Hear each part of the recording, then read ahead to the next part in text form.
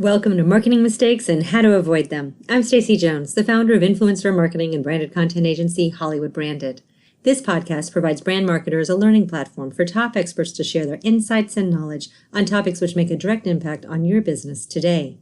While it is impossible to be well-versed on every topic and strategy that can improve bottom-line results, my goal is to help you avoid making costly mistakes of time, energy, or money, whether you are doing a DIY approach or hiring an expert to help.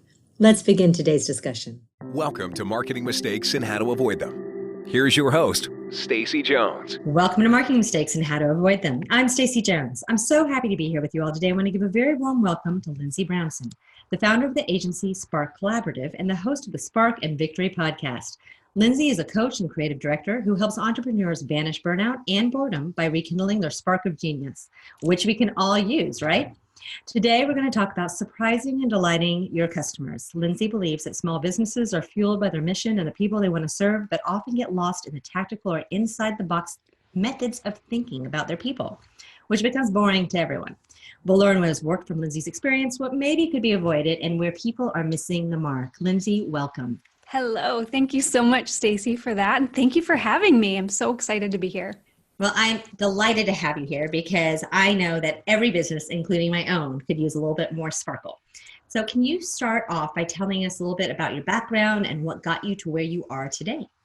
Yes, absolutely. So I am at this moment in my career, in my journey, I'm a life coach. I work with entrepreneurs and small business owners. And my whole mission is to help them fall in love and stay in love. That's really the bigger thing with their business, because I believe that that is really the core of what drives us when we are mission driven, that we need to have that continuous commitment and that feeling of passion and love for our business, because that's what radiates out into the world. And that's how we really serve our clients and customers. So my background is that I've been in the branding world for many years. And before that, I was in interior design. And it's all sort of been an organic, tons of stories to tell, of course, along that process, an organic evolution for me of really finding those ways to stay committed and to follow my own evolution as my interests change and my skills developed, and the client relationships that I built as those clients continued to need new and different things from me, for me to really be able to continue to show up and serve them. And so one of the most powerful things I think in my business and in my story is that most of the clients that I currently have are clients that have been with me for the entirety of my business, which is almost 10 years, or for at least 4 or 5 years. So it's a very interesting and I think unconventional story, but I've developed the business so that it's truly serving the people that I care about. That's awesome. That's really good. So what do you do? How do you help people? There's so many things that I was reading on your website that y'all offer. How do people kind of miss the mark on having some of this sparkle in their own business? I think I really find that the analogy of like marriage or long-term relationships or even dating, I find that that is such a great visual for us to explore the relationship that we have with businesses. I think people miss the mark because honestly, they fall out of love. And I think that, what happens when you start a business, we start businesses because we're excited about something. We have a passion and we want to go and do something in the world. And as you get that going, the passion sort of starts to fade, or you get more and more into like the day-to-day monotony of what a relationship might look like in your life too. And if you're not actively participating in keeping that spark alive and you just continue going through the motions, after a while, it starts to fizzle out. And we get so often, I see entrepreneurs get to this place, and the time varies, but it's around like 3, 4, 5 years into their business where it's like they've finally gotten traction, they've got the clients and customers that they want, and things are going pretty well, but it doesn't feel good anymore. And that they try to apply the same the same tactics, the same methods that they used to use in their business in this situation now, and they're just not working anymore. And that really creates this sense of disconnect of like, why am I here? What is this even for? And so the thing that we really help people with the most fundamentally is we help them reconnect to their purpose as it looks now. And so sometimes it's very difficult for entrepreneurs to do because they've shifted gears. They're in a different place now than when they started, but they're afraid to kind of acknowledge what's really like fueling them, what really feels good to them now, because they feel like it's maybe abandoning what they've already built. And sometimes it is, honestly, but many times it's not. Many times it's just about really like finding the new way that they can express that purpose within the business that they have and what that might look like. So that's what we help people do, is we help them really come back to their core and to get very committed to their own interests and their own passion and desire so that they can implement it in their business in a way that works for them now and to move forward with. And we do that through coaching. We also do that through branding. So branding is a big part of the services that we offer and the process that we go through. So the very first thing that I'm hearing you say is, what someone's purpose might have been when they first started their business, whether that's 3 years, 4 years, or even a decade ago, might be different than what their purpose is today. So the very first step is actually figuring out your why of what you're doing. Why are you doing it? What's the purpose? What are you trying to provide? And so how would you, for all of our listeners, suggest, besides pulling out a big sheet of paper and starting to write, how would you suggest starting there? Like, what is the first step to get to that vision of really digging into yourself and seeing if you're off the tracks a little bit from where you used to be and maybe on a better train track?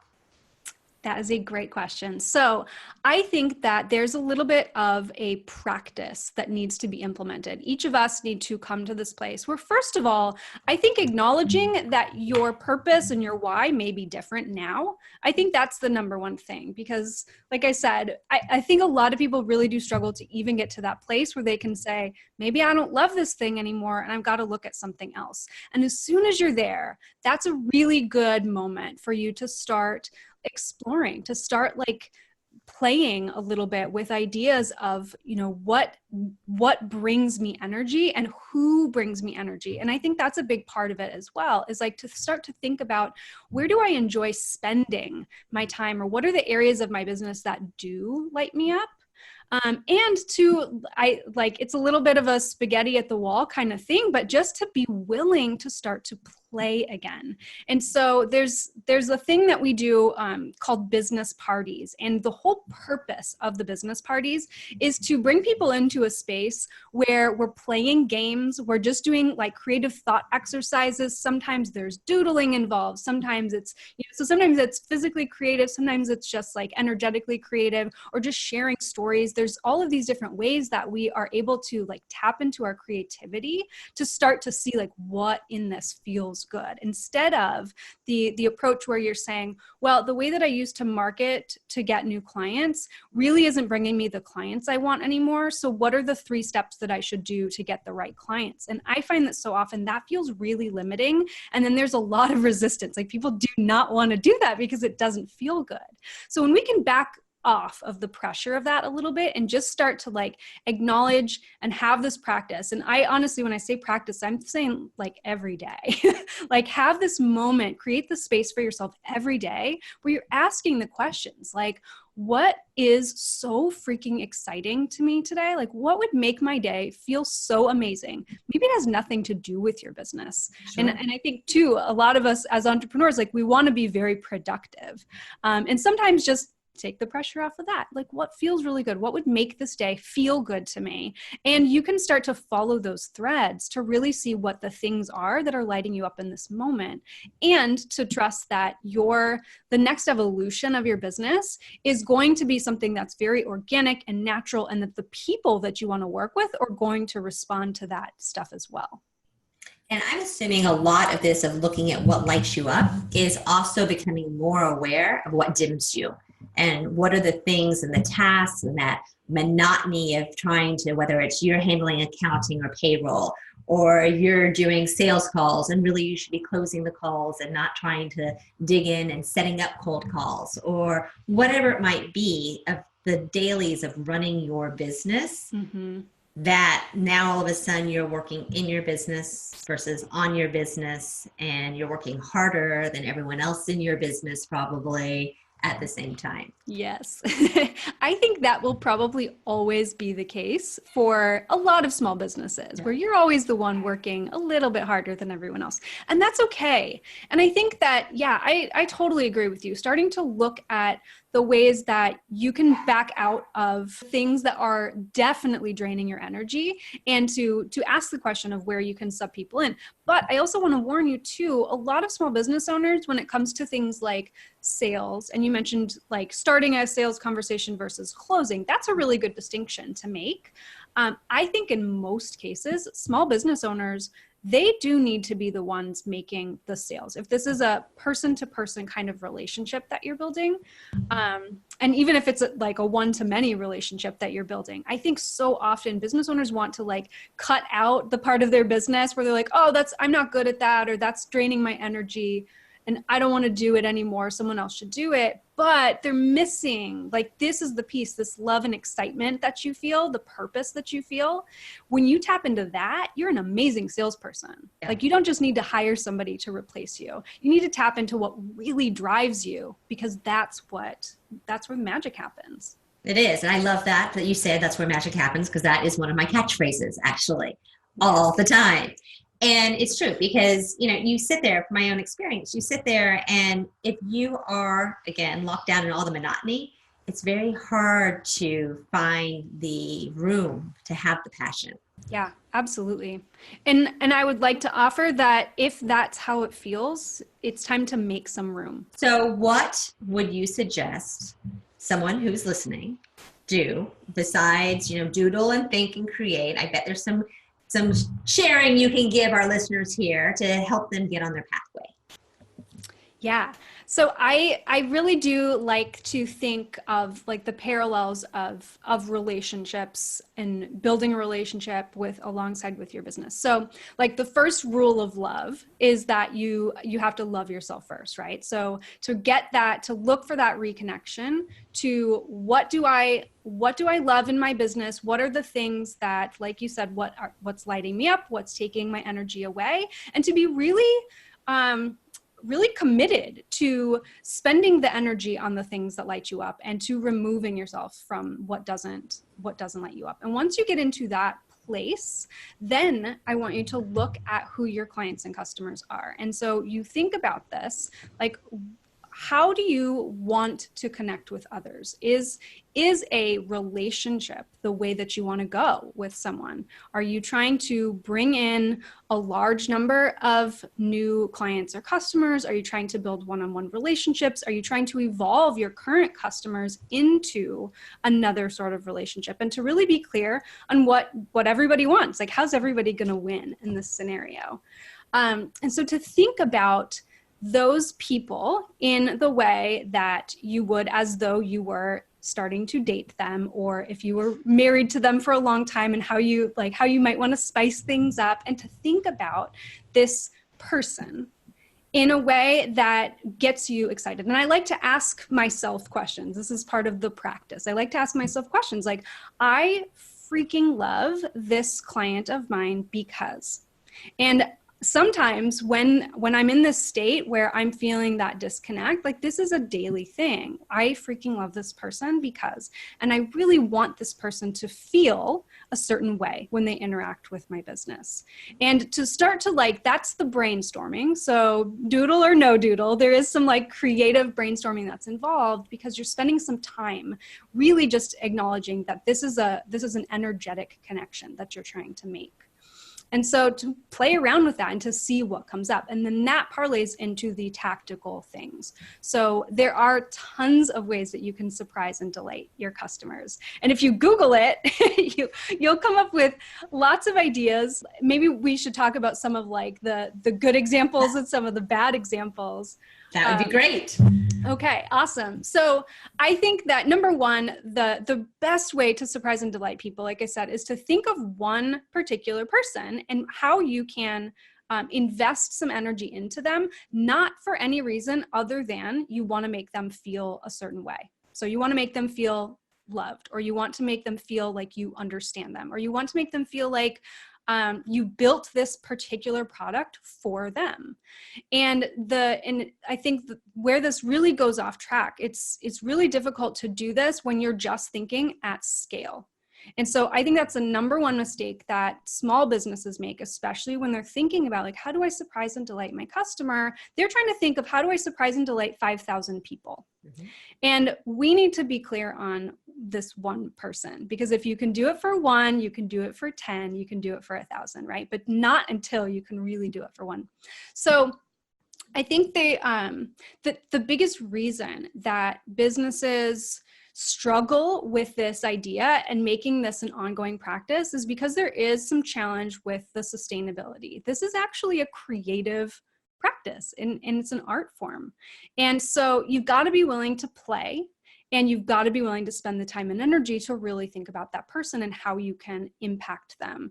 And so many people will come and say, well, I want to do this. So should I create a spreadsheet, or should I have a calendar for how I'm going to surprise and delight people? And I'm like, is that what you would do if you were, if you're trying to like surprise your boyfriend or surprise your husband with something? No, you can't have a spreadsheet for that. That's not going to work, at least not in the beginning, right? So it's as soon as we try to remove the creativity and the true joy of creating for someone, then we get into that space where it really becomes contrived and it doesn't feel authentic, and it feels like work to you, and it definitely, I promise you, feels like work to the other person. It doesn't feel right to the other person. And actually, I was just thinking, I watched an episode the other day of Grace and Frankie, mm-hmm. that show on Netflix, yeah. And there is a thing where Grace found out that her ex-husband had like a closet full of jewelry that he bought her. Like he went into her favorite jewelry store one day, bought out the entire store and packed it away in a closet so that he could deliver these presents to her, these little gifts for miscellaneous things. And so she opened the box, and this had been like years ago, like early in their marriage. And she opened a box and one was like, I'm sorry you had a bad day. And she opened another box and it's like, congratulations on whatever. And she realized that all of these presents that he had given her over the years were not coming from love at all, that they were just coming from this space where he thought he was like checking a box. It was like he had his spreadsheet and he just had his inventory of stuff to give out, and she was so upset.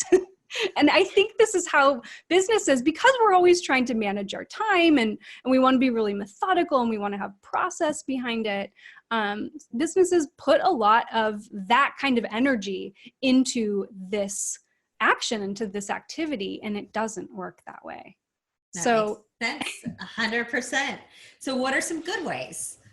All right. So I have a few, I think, really great examples, and I'm mostly I want to share a couple of like small business examples that I've seen recently. But one of the first things, because I do really like this example, there's a juice company. So this is on a broader scale, and we're thinking about like social media, like, so going big. So, and I'll stick with my dating analogy here. So if you're out on the market, so you think about it that way, you're out on the market, you want to reach lots of people and give them this great energy of yours. This company is a juice company. I think it was called Suja Juice, Suja.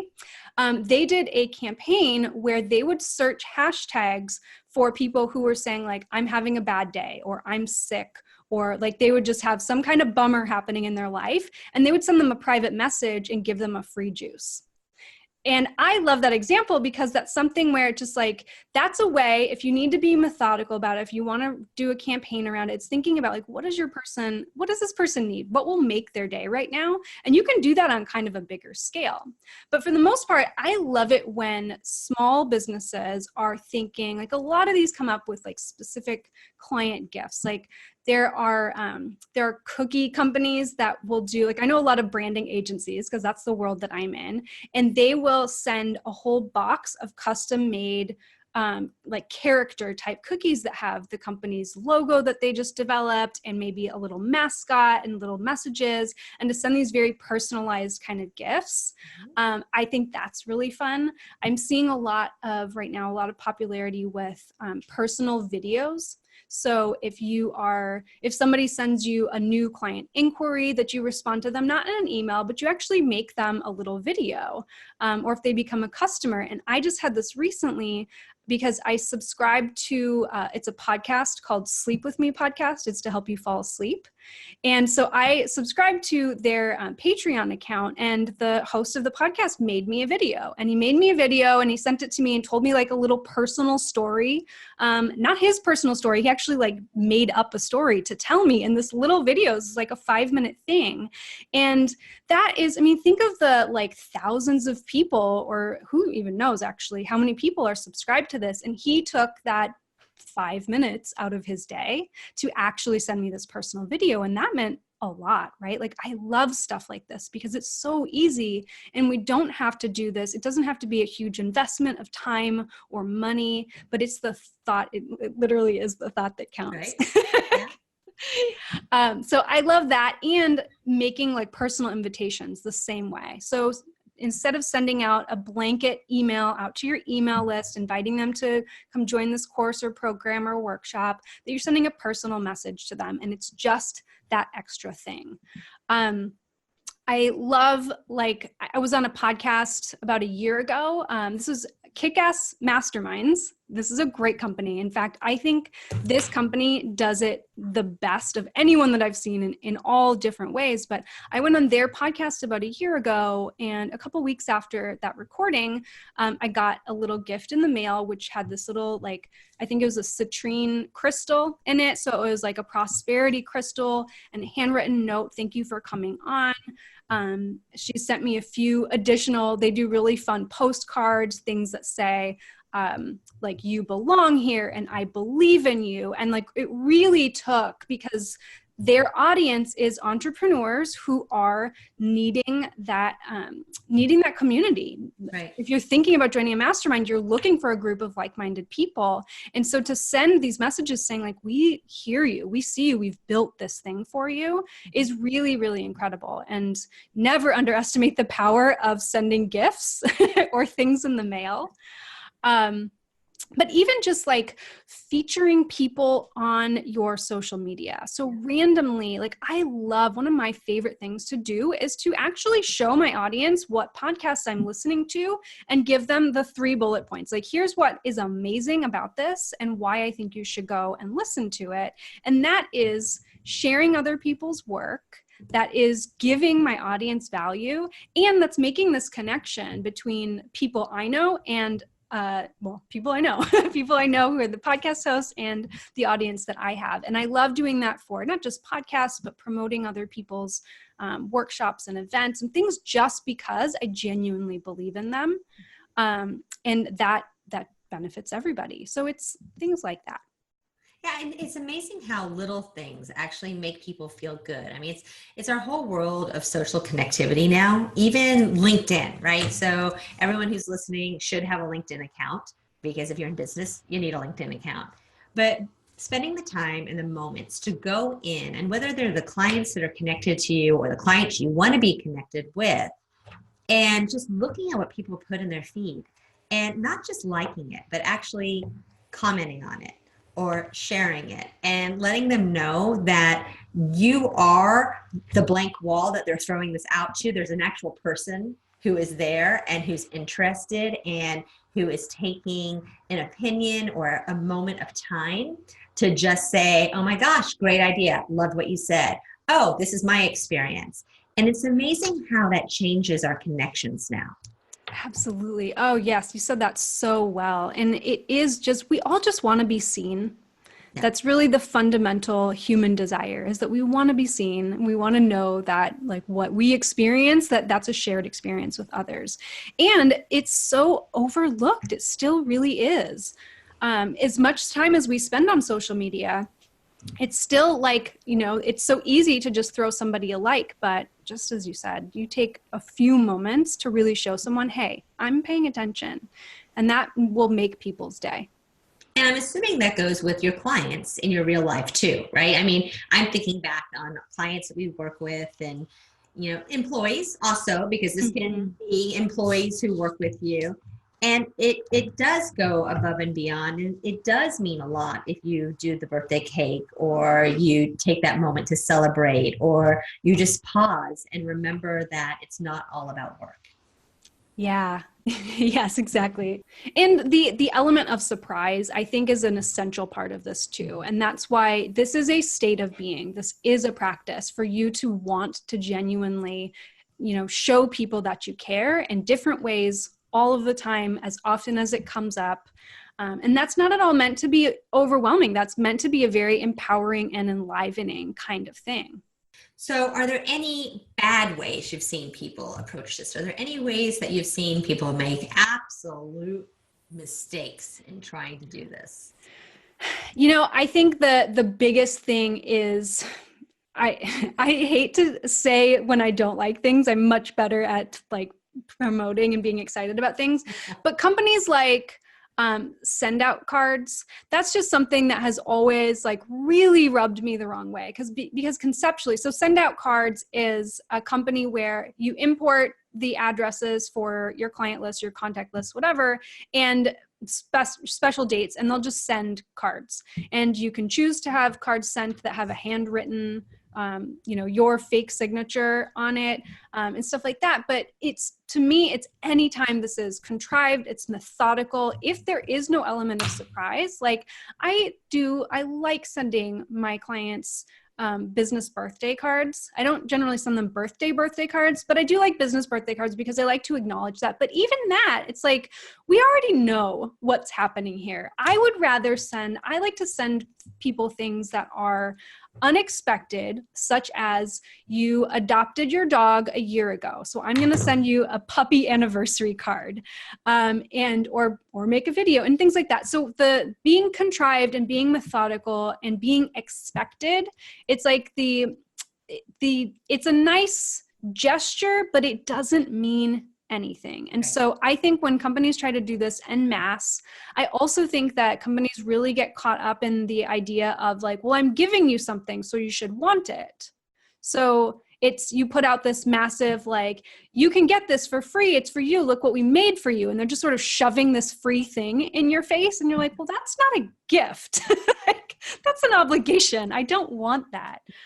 So I see it with small businesses who are trying to mimic big businesses doing it that way. And that's the way that I think just doesn't really feel good to anybody. Okay. Are there any other ways that you can add spark, or should be looking at ways to add spark to your business?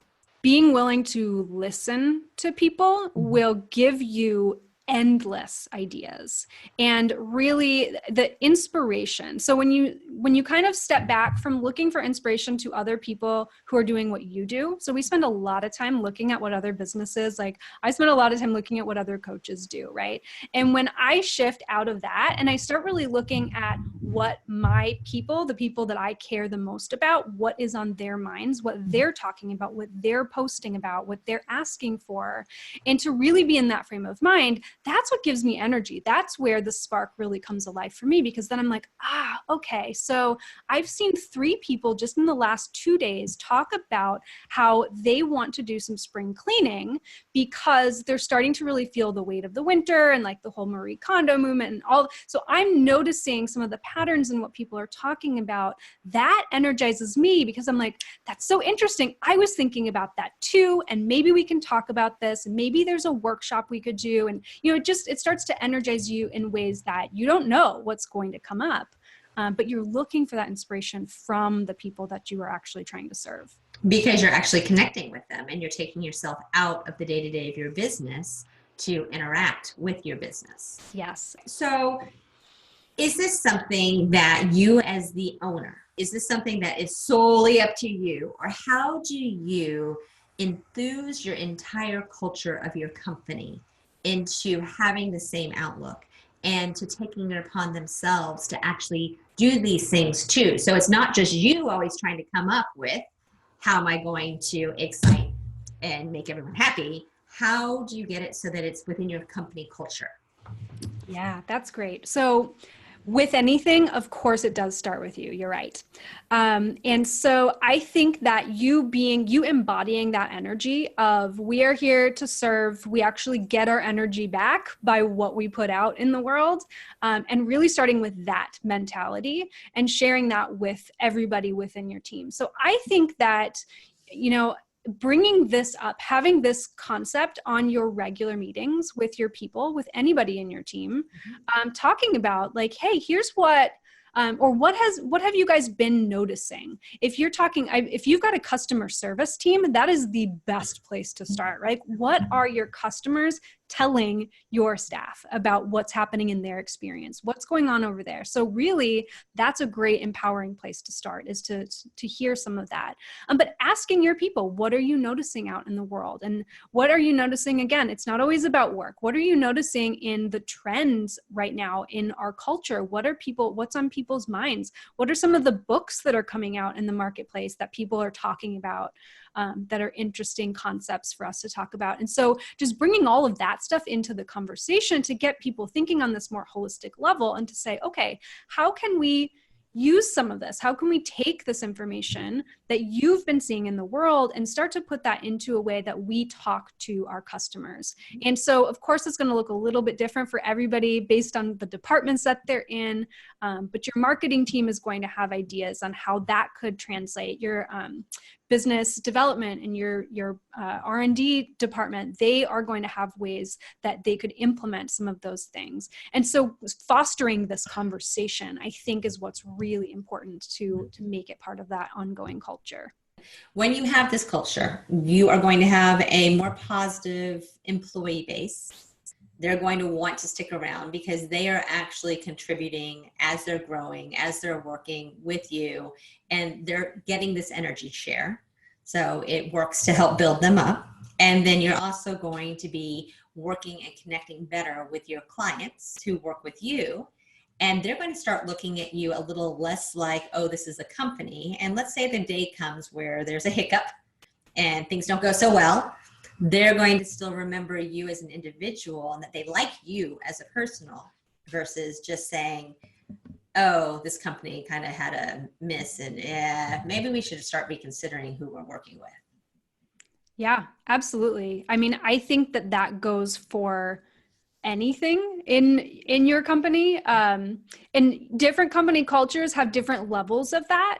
And so it definitely depends on how you run your team, how you want your people to be. But yeah, the personal relationship, I think that is the number one reason that people stay. We think it's that people stay for the money. I think people do stay because they feel that commitment. They feel that level of connection, even if they're not happy 100%. Right. They have that sense of loyalty to the companies. We want to be part of a tribe, and company culture is a tribe. It's very important. Okay. What else can business owners do? What are other suggestions that you have? Any moment that we are willing to continually explore our own potential for growth and happiness and satisfaction, I think that's the worthy investment. And so that looks like many different things. For some people, that's really about going to conferences and going on retreats, or creating retreats. So if we're talking about having teams, creating that kind of retreat and the space where it's less about work, it's more about wellness and feeling good and getting tapped into our creativity. That's all really important. I love going to live events. As a company that works 100% on the internet, it's really important for me to get offline. And when I don't do that, that's when I start to find that my passion dwindles as well, because I need that live energy around me. And sometimes it's investing in coaches, and it's joining masterminds, and it's sometimes it's taking courses. It's whatever feels in the moment like it's going to be the stretch for you to move into a new level of thinking and a new way of understanding your work, that's worth exploring. I don't think you have to be burnt out or totally bored with your business in order for you to be like, hey, I want to make things better. This is just like the relationship analogy again. You can always have that desire to keep things interesting and to keep growing and evolving and seeing like, what else can I do that's going to light me up? And I mean, we have infinite possibilities for how we can do that, how we learn and how we experience things. And so some of my favorite ones definitely are, I love working with coaches, and I'm not biased as a coach. I think that is one of the most monumental shifts that I've ever made in my own life. Is to work with somebody who really created that space for me and helped me see my own mind in a different way and learn how to use it in a different way. I think that's so important for businesses who are in this phase where they're really growing, they're looking at what's next. Masterminds are extremely important, and live events. I think those are my top 3 things right now that I really think make a huge difference and big impact in people's lives. Yeah, and I can't say I have a group of agency owners that I meet with twice a year, and we download and get dirty into our businesses. And, the biggest charge for me on that, and, it has someone who leads the whole program, but it's not only that we're sharing all of the things that are going on that we need to fix in our business and what our financials are and what issues we have with employees or anything along those lines.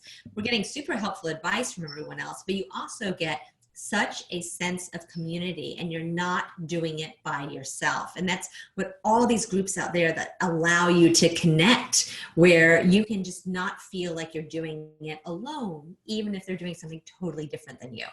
Yes. It's so amazing that no matter what, we always still have that thought in the back of our minds. I was at a live event a few months ago, and there were 50 of us in the room, and the facilitator said, raise your hand if, everyone in the room has been in business at least 4 or 5 years. Raise your hand in the room if you feel like you don't know what you're doing. Yeah. Every single hand shot up, and she's like, look around here and acknowledge this. We all have this sense because we are visionaries and we are leading the show. And so we're very much in our own minds, which is great in a number of ways. And we need that reminder that, you've got other people out there who are experiencing the same thing. Well, even finding out that, the biggest discovery I think for myself was, no one ever taught me how to be an agency owner. No one ever gave me a path of this is how you need to do. I just did. And I thought that there were a lot of things that I did over the years that were just colossal fails in my learning. And, there were some hiccups along the way, but it was listening to other people and what other people consider their colossal fails that put my colossal fails actually in perspective as not being so colossal sometimes. And so it's nice to actually have a community to banter back and forth with and share, where you find out there are some things that, that was a crash and burn, and other things that, actually, that wasn't so bad. You're doing pretty well. Your books are what? You're really doing pretty well compared to where you think you should be, because we all have these unrealistic expectations of what reality should be versus what it is. Yeah, it's it's so true. It's hilarious and so real. Well, I loved our conversation just now, and I know that our listeners would like to learn a little bit more about what you have to offer and learn a little bit more about you and how to contact you. Can you share some details? You can find me online. My website is Spark Collaborative, and that's where we hang out, do lots of fun stuff. I have a podcast called Spark and Victory, and it is all about helping maverick entrepreneurs stay in the game and keep this momentum. So that's a really great spot where we have conversations with amazing entrepreneurs who tell their stories, just like you're saying, Stacy, who tell their stories that we can really relate to. And I think that's so valuable. Like, we can't even put a price tag on that. So Spark and Victory podcast, great place online. And I am running Business Parties, which is our online workshop series. We're doing one a month right now, where we get together, and they have different themes, but they're primarily around doing some of those creative activities I tailor these towards the group. It's a small group of about 5 people. So we get together, we play games, we do something very specific to help you take an action step in your business. So those are really fun, great ways to get re-energized, to come up with messaging copy, to come up with new services, whatever it is that we're working on. It's a really great place to do that. So that's where you can find me. Also, sparkandvictory.com and sparkcollaborative.com. Awesome. And then all of this will be in our podcast show notes too, in case anyone is not writing as they're driving. But I want to thank Linsi so much today for joining us. And I know all of you I learned, so you had to have learned something from this because I found tremendous value out of it. And to all of our listeners, thank you so much for tuning in to Marketing Mistakes and How to Avoid Them. I greatly enjoyed our time and look forward to speaking with you in the near future. Awesome. Thank you. Thank you, Stacy.